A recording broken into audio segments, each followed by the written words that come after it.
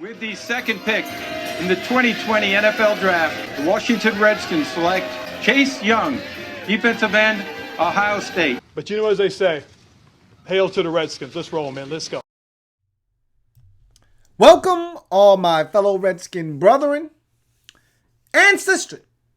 I am your man and resident Redskins fan, Lou. Thank you for joining me here at the Redskins Report. Dressed in all black like the Omen, man. So, generally that means something bad has probably happened. Nothing really bad has happened in this case. I'm just talking about a somber topic and subject matter, one that's near and dear to my heart. I've talked about this so many times on this channel, and I'm going to continue to talk about it because Sean Taylor's legacy will never die, and it will be kept alive by Redskins fans like myself and you guys out there that watched him play and grace the field with his presence. And for those brief, 3.5 seasons in the league, we got to see one of those just physical specimens that don't come around very often. He was a marvel in terms of height, speed, size, physicality. You name it, he had it, and he had more of it than everybody else in the league. And you just don't see guys come around like that. And I don't think we will ever see another guy like that. He had the hitting ability of a Cam Chancellor. He had the ball skills of an Ed Reed. And he had the speed of an Earl Thomas, all wrapped into a 6'2", 220-pound package. It's uncanny what we saw from Sean Taylor in his brief career and life, but it's just painstaking to listen to this and think about what could have been. But I've already gone a little further than I should have without introducing the topic at hand. I had a chance, and I talked about this yesterday when I did the Sean Taylor video about, and I've been in my Sean Taylor bag recently. Normally I get in my Sean Taylor bag right around, the late portion of November when we approach his death on the 27th. But they did this. Sports Uncovered is the name of the show. And they're doing a podcast on NBC Sports. And I talked about this on the Should the Redskins Retire Sean Taylor's Number 21 video yesterday. And I said I was going to get around to it. I'd heard so many rave reviews about it, so many glowing reviews from Redskins fans about, hey, a lot of new content in there, a lot of people talking about the life and the career of Sean Taylor. And it was excellent. It was everything that everyone said it was going to be.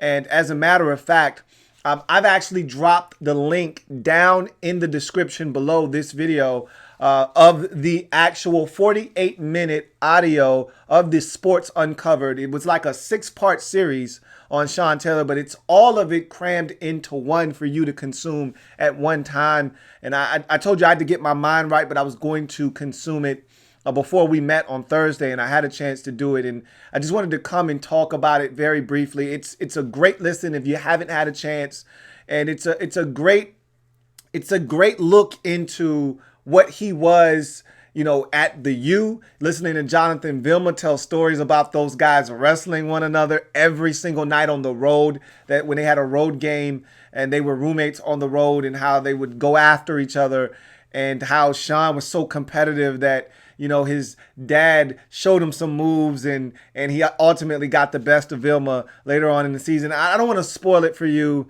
There's so many stories that you haven't heard. You hear sound bites and clips and audio from guys who played with and against him. The punter that he destroyed, Brian Moorman, at the Pro Bowl, spoke about that infamous play. It's just a great...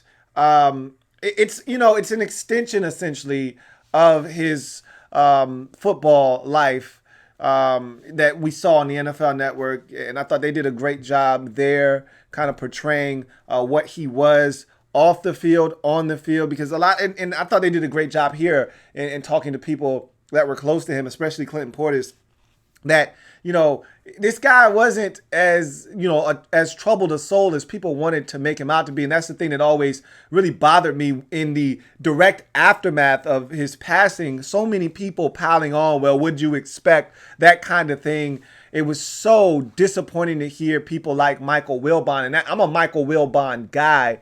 But to hear him talk about Sean in that light directly after his passing, and it was just sad to hear because a lot of these people didn't actually know Sean Taylor. And I always think about this, and I've talked about this numerous times, about where he was at that point of his life and where I was. And we were right around the same age. He died when he was 24 years old. If I'm not mistaken, I was right around 22 or 23, somewhere in that range. My daughter had just been born. His daughter had just been born. There were so many similarities there. And it was just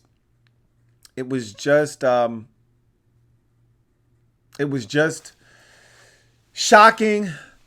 It was debilitating. It was sad.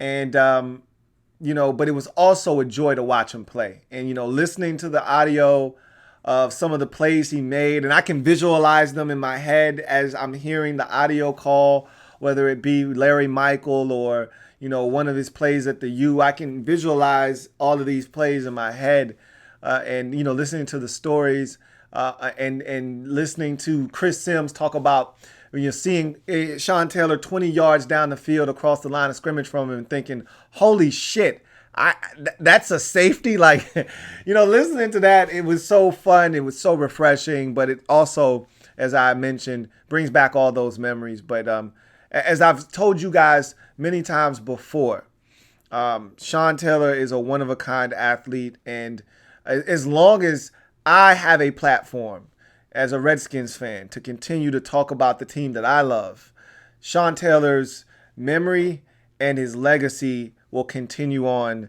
And I'm pretty sure any Redskins fans out there that have a platform that had a chance to watch will do the same. And so I didn't want much from you guys other than, if you watch this, what was your favorite moment? What was your favorite part of this Sports Uncovered Sean Taylor Gone Too Soon documentary? And I think it was called Sean Taylor. It's on the screen. I can't see it. I think it's something about like the player or the guy that we didn't get to know or something along those lines. And, there was a conversation at the very end of this about Sean Taylor being a Pro Football Hall of Famer. I don't think you can put him in.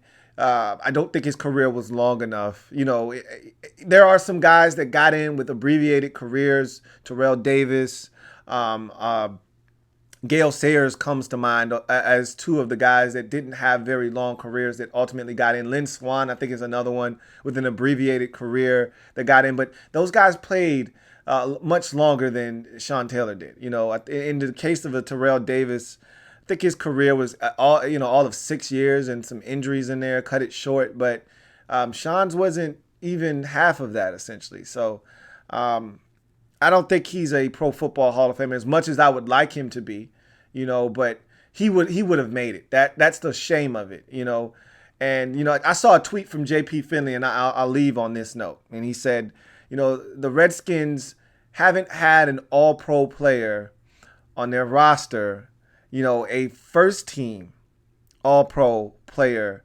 at any position since Brian Mitchell. Think about that for a second.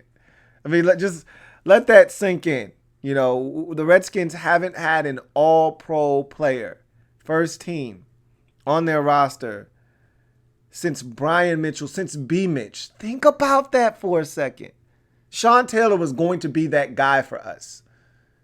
I don't know if we'll have a Hall of Fame player go in and be inducted from this franchise for the next 20 years. We haven't had one since, all the guys that are getting in, they were the Redskins from the 80s and the 90s and the glory days. I'm talking about modern Redskins. Since Daniel Snyder has taken over this team, we haven't had one guy inducted into the Hall of Fame from the Daniel Snyder era. And the one guy that had a shot and probably ultimately will go in, won't go in as a Redskin now in Trent Williams. Sean Taylor was going to be that guy. That's what's so frustrating. That's the thing that is hard to swallow, hard to take. But in any event, what's your favorite moment? If you've had a chance to listen, what's your favorite moment? And if you haven't, the link is down below. Treat yourself and then come back and drop a comment down and tell me what your favorite part of this was. In any event, I am a Redskins fan, etched in burgundy and gold. My Redskins spirit will never die. Redskins spirit will never fold. Until we meet again, hail to our beloved Washington Redskins. And may my man Sean Taylor continue to rest in paradise.